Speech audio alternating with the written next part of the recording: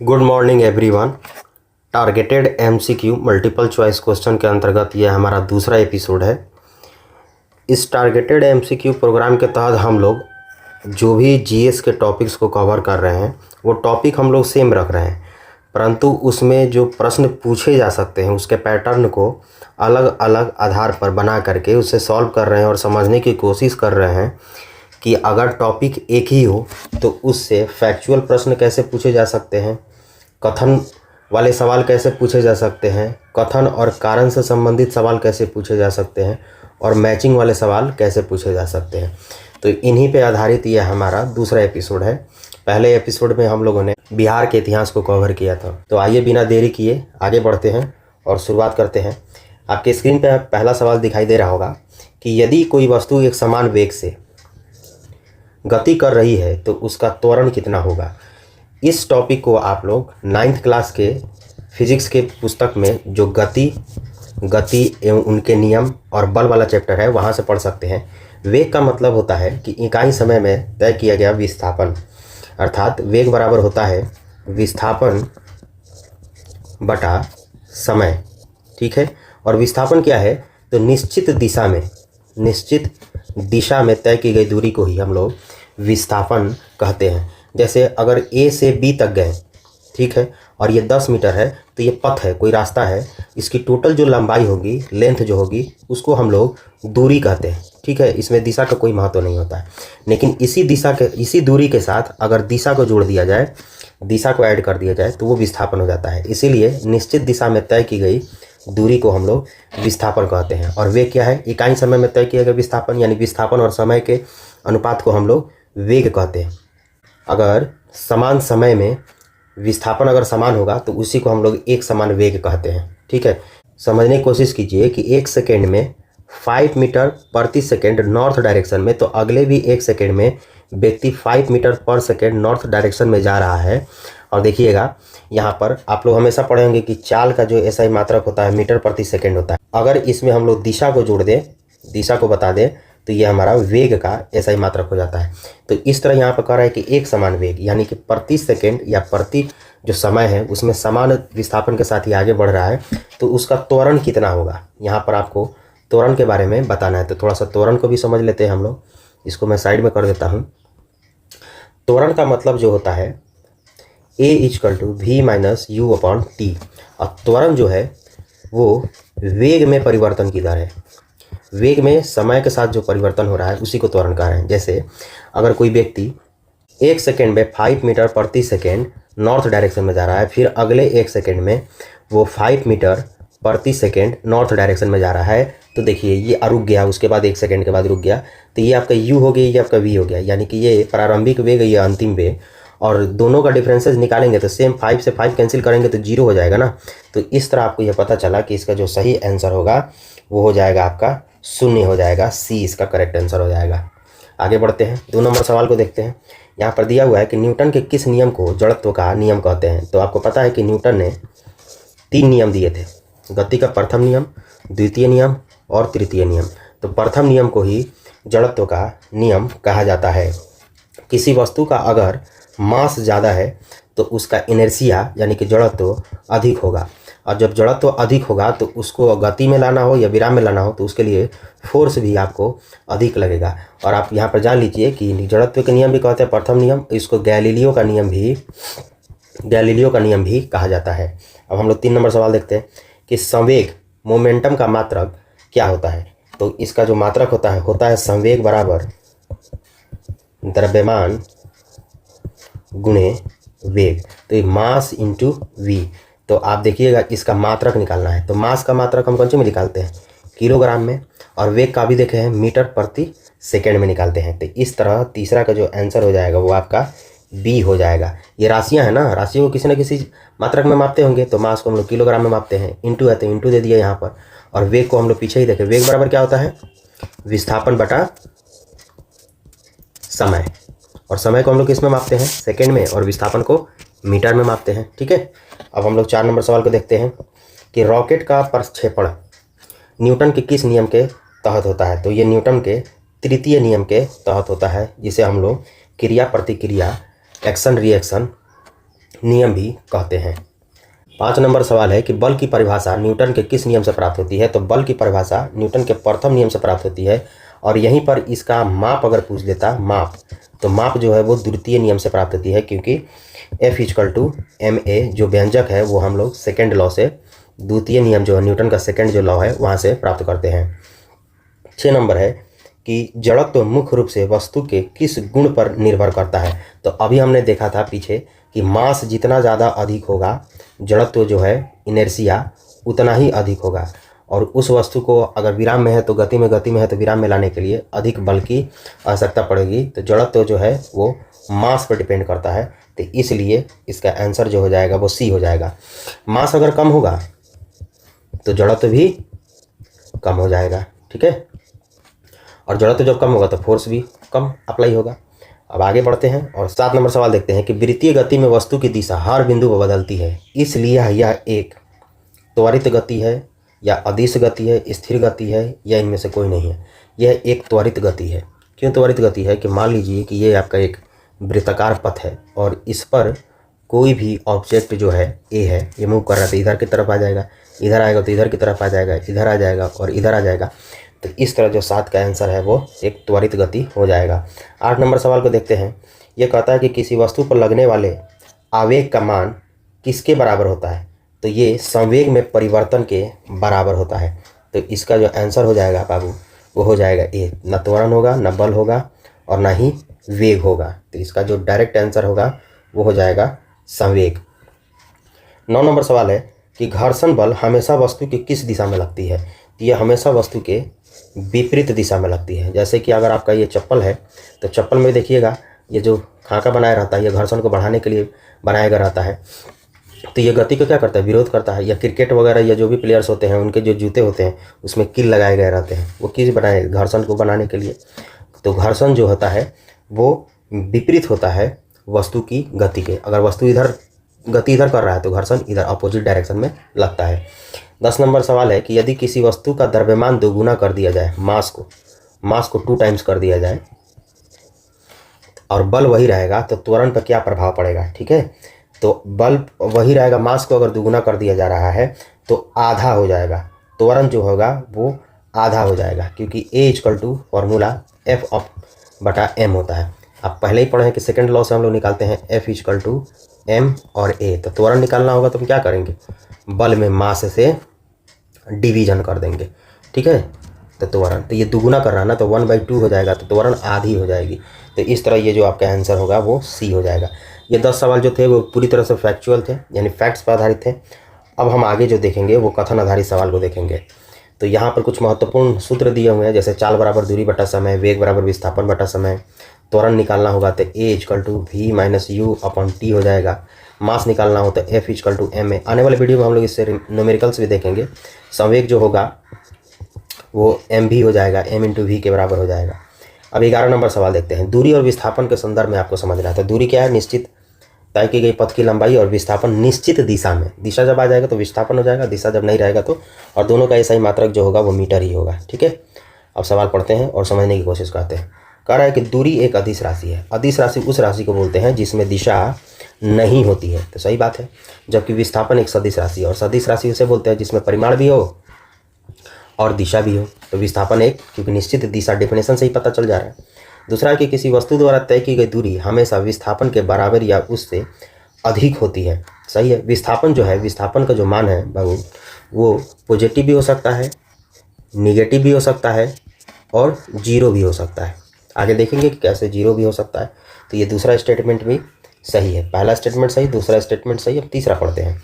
एक पूर्ण वृत्तीय पथ पर चलने के बाद विस्थापन शून्य हो जाता है। बिल्कुल, जैसे आप ये राउंड है, यहाँ पर आप चल रहे हैं और आप यहाँ से शुरू किए, इस पोजीशन से शुरू किए और फिर घूम करके ही इसी पोजीशन पर आप पहुँच जा रहे हैं। तो ऐसी स्थिति में अगर मान लेते हैं ये 7 सेंटीमीटर त्रिज्या वाला या 7 मीटर त्रिज्या वाला एक वृत्ताकार पथ है, तो 2πr जब आप इसका निकाल दीजिएगा बाबू तो वो दूरी हो जाएगा। लेकिन विस्थापन का मतलब क्या है? Initial point two final point, अर्थात जहाँ से शुरू किए आप वहीं पर आकर के पहुँचे।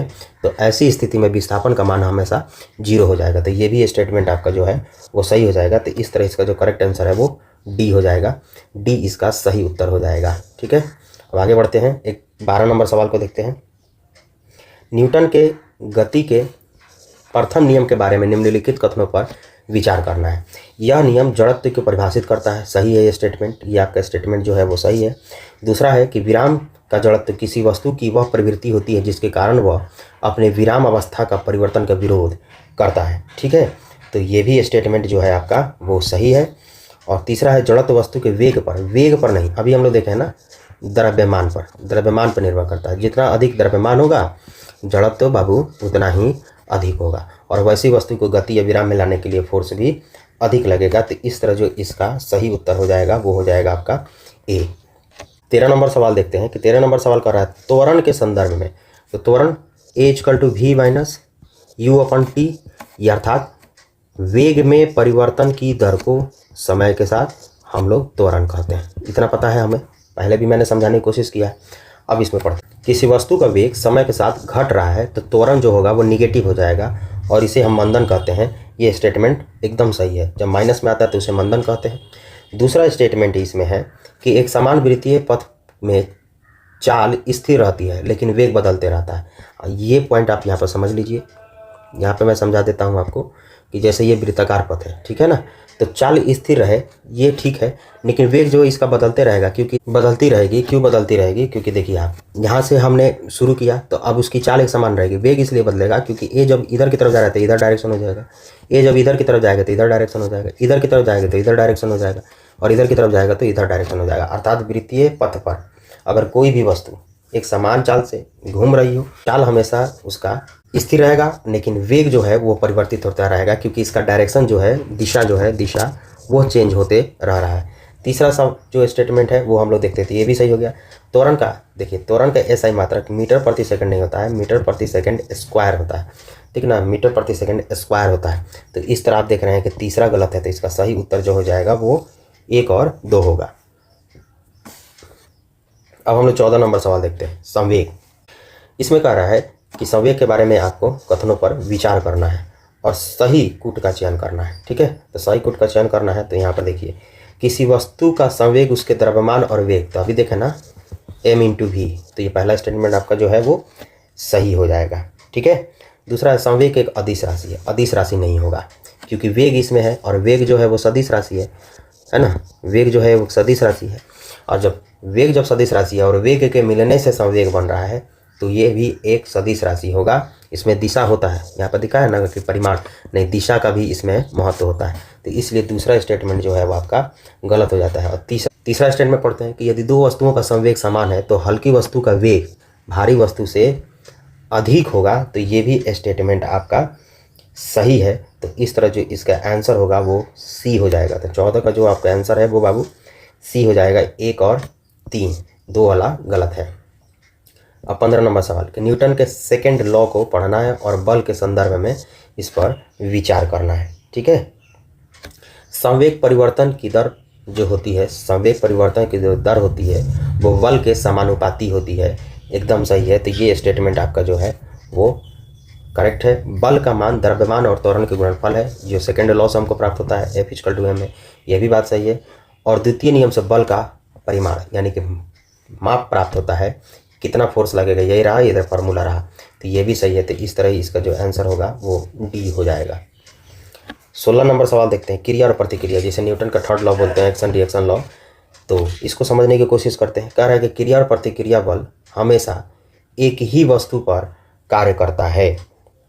तो बाबू ये एक ही वस्तु पर कार्य नहीं करता है, दो अलग अलग वस्तु पर कार्य करता है। तो एक ही वस्तु जब दिया है, ऐसे ही, सिर्फ, केवल, इस तरह के स्टेटमेंट जो होते हैं वो गलत हो जाते हैं।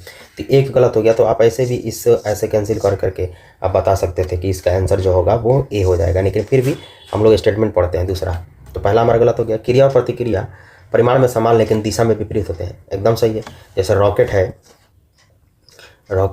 वो अगर ऊपर की तरफ जाएगा तो आप इसकी दिशा विपरीत होगी ना, ये ऊपर की तरफ जा रहा है, नीचे की तरफ ये थ्रस्ट करेगा। या कोई नाव है, उसको आप, कोई व्यक्ति है वो पीछे की तरफ ढकेलेगा, ये इसको आगे की तरफ ढकेलेगा, तो डायरेक्शन अलग अलग चेंज हो जा रही है ना। तो इस तरह आप देख रहे हैं कि 2 नंबर स्टेटमेंट सही है। तैरते समय पानी को पीछे ढकेलना न्यूटन के तृतीय नियम का उदाहरण है। तो ये भी सही है। तो इस तरह आप देख रहे हैं कि इसका आंसर जो है वो ए हो जाएगा। 17 नंबर सवाल देखते हैं, घर्षण बल के बारे में आपको दिया हुआ है कि इस पर आपको विचार करना है और यहाँ देख लीजिए कि इसमें है कि कथन में असत्य नहीं है, मतलब गलत नहीं है, तो सही कथन का आपको चयन करना है। तो पहला स्टेटमेंट पढ़ते हैं। स्टैटिक्स फ्रिक्शंस का मान हमेशा सर्पी घर्षण के से अधिक होता है। ठीक है, तो यहाँ पर आपको ध्यान देना होगा एक एक चीज़ को। हाँ, ये सही है। अब स्लाइडिंग घर्षण का मतलब क्या हो गया, कोई भी चीज़ रोलिंग करके आ रहा हो और कोई चीज़ ऐसे स्थिर कहीं पड़ा हुआ है तो उसका, और कोई चीज़ इस पर रोलिंग करके आ रहा हो उसको। ठीक है, ये भी आपको एनसीईआरटी में पढ़ने को मिल जाएगा, इसको कहते हैं। और जो दूसरा आपका सवाल है कि घर्षण बल सतह के प्रकृति पर निर्भर नहीं करता है, नहीं करता, नहीं करता है। अगर ज़्यादा रुखरा सतह होगा तो घर्षण जो होगा वहाँ पर अधिक लगेगा, और चिकनी सतह होगी तो घर्षण उसमें कम लगेगा। जैसे बर्फ़ के सिल्ली वगैरह पर चलने में आपको दिक्कत होगी, है ना, एकदम टाइल्स मार्बल पर चलने में दिक्कत होगा, वही मिट्टी पर या जो सड़क होती है जो कंक्रीट की बनी रहती है उस पर घर्षण आपको ज़्यादा होगा। या ऐसा चप्पल जिसका नीचे से एकदम प्लेन हो चुका है उसमें घर्षण कम होगा। अगर नए नए चप्पल और जूता खरीदते हैं तो उसमें सब नीचे की तरफ रेघारी ज़्यादा रहता है तो उसमें आपको घर्षण अधिक दिखाई देगा। तो दूसरा स्टेटमेंट जो है आपका वो गलत होता है। और तीसरा देखते हैं कि इसका लुब्रिकेंट्स का उपयोग करके घर्षण को कम किया जा सकता है, एकदम किया जा सकता है। आप व्यवहारिक देखिए, घर का दरवाज़ा है, जब वो खोलते हैं तो आवाज़ निकलती है, या कोई भी मशीन है जो ज़्यादा आवाज़ करने लगता है तो उसमें आप लुब्रिकेंट्स का इस्तेमाल कर सकते हैं, जैसे ग्रीस वगैरह है, इसका इस्तेमाल करते हैं तो वो घर्षण को कम कर देता है। तो इस तरह आप देखते हैं कि 1 और 3 सही है। तो 1 और 3 आपको कहाँ दिखाई दे रहा है, तो सी में आपको दिखाई दे रहा है। ठीक है, 18 नंबर सवाल को देखते हैं। अभिकेंद्रीय बल। अभिकेंद्रीय बल का मतलब होता है, उसको समझ लीजिए। अभिकेंद्रीय बल का मतलब हो गया कि सेंटर की तरफ लगने वाले बल को अभिकेंद्रीय बल कहते हैं। ठीक है, तो पहला है कि वृत्तीय पथ पर गति बनाए रखने के लिए केंद्र की ओर लगने वाले बल को अभिकेंद्रीय बल कहते हैं। पहला स्टेटमेंट सही हो गया आपका। ठीक, दूसरा है कि चंद्रमा का पृथ्वी के चारों ओर घूमना गुरुत्वाकर्षण बल के द्वारा प्रदान किया गया अभिकेंद्रीय बल है, एकदम सही। आगे गुरुत्वाकर्षण बल वीक और स्ट्रांग होगा, ज्योग्राफी में आप इसको पढ़ेंगे। तो चंद्रमा का पृथ्वी से दूरी और सूर्य से पृथ्वी की दूरी आगे पीछे हो सकती है, तो उससे बहुत ज़्यादा इम्पैक्ट पड़ता है, क्लाइमेटोलॉजी पर भी असर पड़ेगा, वो सारी चीज़ें हम ज्योग्राफी में समझ सकते हैं।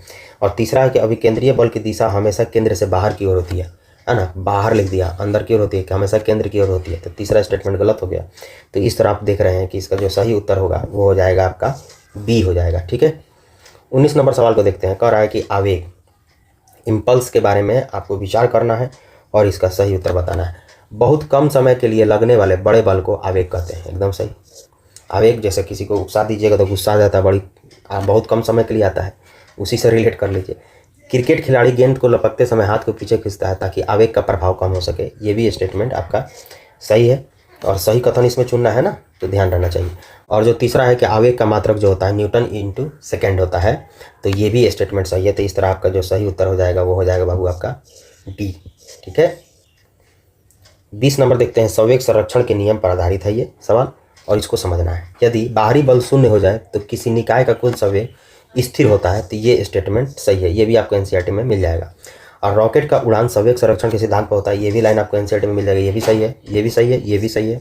और बंदूक की गोली चलाने पर बंदूक पीछे की तरफ झटका देता है, ये चलाइएगा तो ये आगे की तरफ निकल रहा है और ये पीछे की तरफ देगा, ये भी सही है। तो कह रहा है कि कौन सा कथन असत्य नहीं है, मतलब सही का चयन करना है। तो इस तरह जो आपका आंसर हो जाएगा वो डी हो जाएगा। ठीक है, अब यहाँ से जो 21 से 30 तक का जो सवाल होगा वो कथन और कारण पर आधारित होगा। और जैसा कि मैंने पहले के वीडियो में बताया कि क्योंकि लगा करके इसका आंसर निकालेंगे। तो चलिए शुरुआत करते हैं और पढ़ते हैं। जब एक बस अचानक रुकती है तो उसमें खड़ा यात्री पीछे की ओर गिर जाता है, क्योंकि, लगा के पढ़ते हैं, यात्रियों के शरीर का निचला हिस्सा बस के साथ गति में रहता है और ऊपरी हिस्सा विराम जड़त्व के कारण स्थिर रहना चाहता है। तो एकदम सही है। इस कथन में जब हम क्योंकि लगा करके पढ़ रहे हैं तो उस बात को वो स्पष्टता क्लियर कर दे रहा है। तो इस तरह हम देखते हैं कि कथन तो सही है, कारण भी सही है, और ऐसा क्यों हो रहा है, क्योंकि इसके पीछे कारण यह है। तो इस तरह ये आपका आंसर जो होगा वो ए हो जाएगा। 22 नंबर सवाल देखते हैं कि वृत्तीय पथ पर एक समान चाल से चलती हुई वस्तु का वेग बदलते रहता है। पीछे भी मैंने आपको समझाने की कोशिश किया है ये कि देखिए, इस पर अगर कोई चीज़ मूव कर रहा है तो चाल स्थिर है, लेकिन फिर भी उसकी वेग बदलती रहेगी क्योंकि दिशा जो है उसकी चेंज हो रही है। ठीक है, तो इस तरह आप देख रहे हैं कि ये तो सही है, सही लग रहा है आपको, सही है। ठीक है, कारण को देखते हैं। कारण इसमें देखिएगा तो कह रहा है कि वृत्तीय गति में वस्तु की दिशा हर बिंदु पर बदलती रहती है।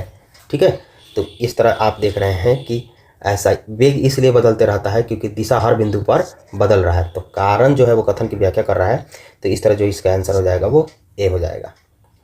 23 नंबर सवाल को पढ़ते हैं। कह रहा है कि बंदूक से गोली छोड़ने पर चलाने वाले को पीछे की ओर झटका लगता है। अभी हमने आपको एग्जाम्पल बना करके ये समझाया था कि आगे की तरफ गोली जाएगा तो बंदूक पीछे की तरफ झटका देता है। तो ये कथन आपका जो है वो बाबू सही लग रहा है, सही है भी। दूसरा आप कह रहे हैं कि न्यूटन के तृतीय नियम के अनुसार प्रत्येक क्रिया की समान और विपरीत प्रतिक्रिया होती है, ये भी सही है। तो इस तरह आप देख रहे हैं कि कारण जो है वो कथन की व्याख्या कर रहा है, तो इसका आंसर ए हो जाएगा। क्योंकि लगा के पढ़िए, कथन पढ़िए, फिर क्योंकि लगा ये कारण पढ़िए।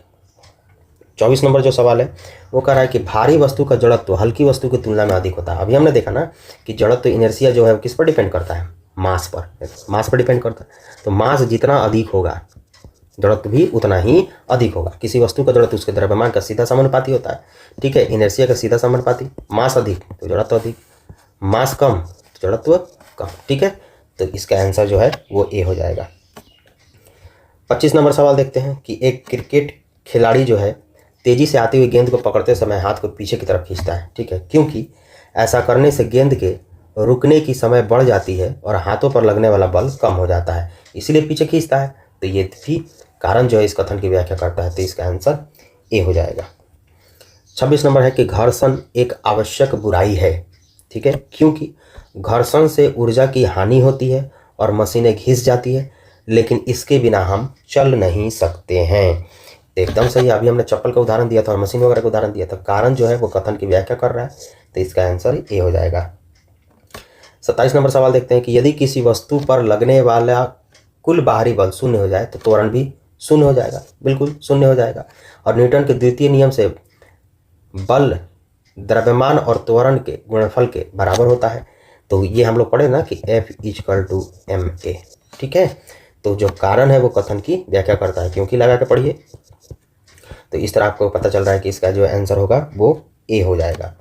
अब हम लोग 28 नंबर सवाल को देखते हैं कि कह रहा है कि अंतरिक्ष में रॉकेट को गति देने के लिए वायुमंडलीय हवा की आवश्यकता नहीं होती। वायुमंडल वहाँ पर होगा, अंतरिक्ष में नहीं होता है, ठीक है। तो ये बात तो सही है। दूसरा का कह रहा है कि संवेग संरक्षण और क्रिया प्रतिक्रिया सिद्धांत पर काम करता है। तो ये सही है, क्योंकि अंतरिक्ष में रॉकेट को गति देने के लिए किसी वायुमंडलीय हवा की आवश्यकता नहीं होती है, क्योंकि रॉकेट संवेग संरक्षण और क्रिया प्रतिक्रिया के सिद्धांत पर कार्य करता है।